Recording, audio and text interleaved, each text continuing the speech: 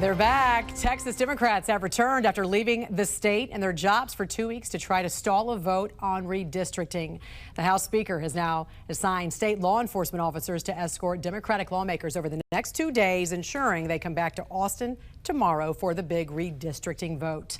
Joining us this morning is Texas GOP Representative Carl Tepper, who was also on the House committee to redraw congressional districts. Good morning to you, sir. Great to see you here on the National News Desk.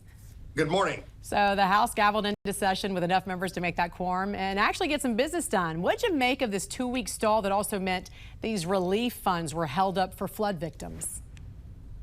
You know, we're a little upset. Obviously, this has been going on a little too long. But on the other hand, sometimes it's just part of the process. You know, the Democrats have to kick and fuss a little bit, but in the end, the results are going to be the same. As a matter of fact, I think we've improved the maps a little bit. What passed last night were the committee substitutes for the maps that tweaked them just a little bit to make them a little more refined, and we're pretty happy with the product that we put out. And I'm going to talk to you more about that in a minute, but first you said that this is part of the process, but as we know, stalling business comes at a high cost. I want you to hear what Texas Governor Greg Abbott had to say about this. If you don't show up to do your job, you'll lose your job. Same thing should happen with regard to Texas House members. If they don't show up to do their job, they should lose their job. I'm seeking to vacate them or remove them from office because they were refusing to show up and do their job. What's your thoughts, sir? Should they face these kinds of consequences? It looks like they're going to face these kind of consequences. As far as I know, all of the fines and fees and costs that they've racked up are still on their accounts, and they're going to have to figure out a way to pay for them.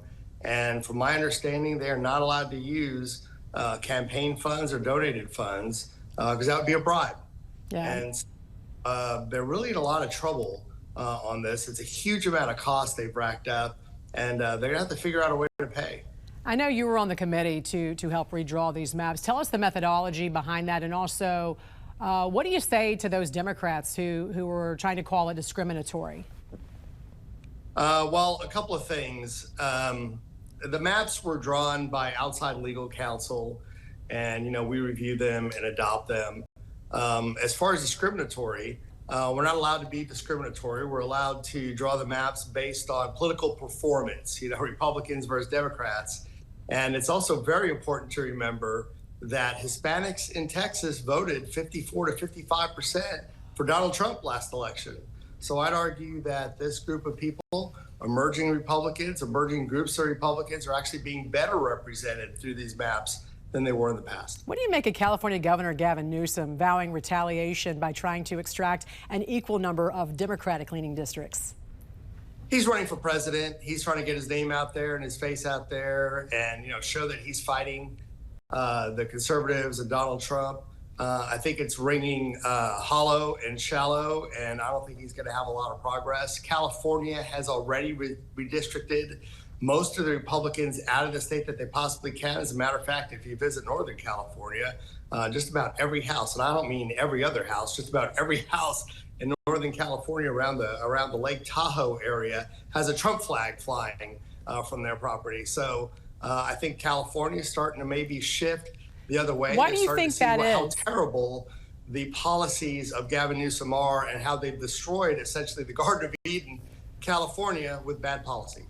Why do you think that is? Why do you think specifically, as you mentioned in Northern California around the Lake Tahoe area, that you're seeing this shift right now with Trump flags on lawns?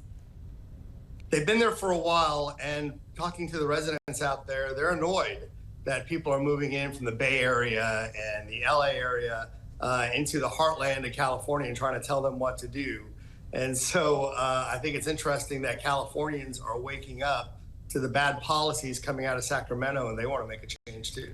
California, one of those states that does have mail-in ballots. So if you are a registered voter, you automatically can get a mail-in ballot sent to your house. I know because I live there. President Trump recently said he's going to push for no more mail-in ballots to ensure election integrity. What's your thoughts on this? Mail-in ballots are cheating galore. They go to a mailbox. Who knows who's controlling the mailbox? When you go to these retirement communities, they show up in mailboxes there. Who knows who's filling them out? Who knows whose signatures they are? And I think it's massive fraud. I've been trying to end them here in Texas. And I think we've made some progress, but I think we need to end them completely and just have motor voter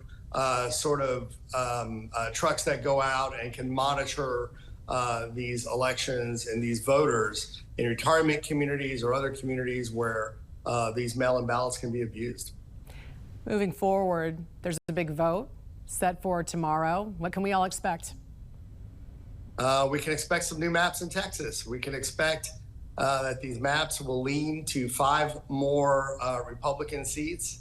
And I think our voters are going to be better represented through these maps. All right, Texas GOP Representative Carl Tepper, we appreciate your time with us this morning. Thank you. Thanks. Have a great day. You too.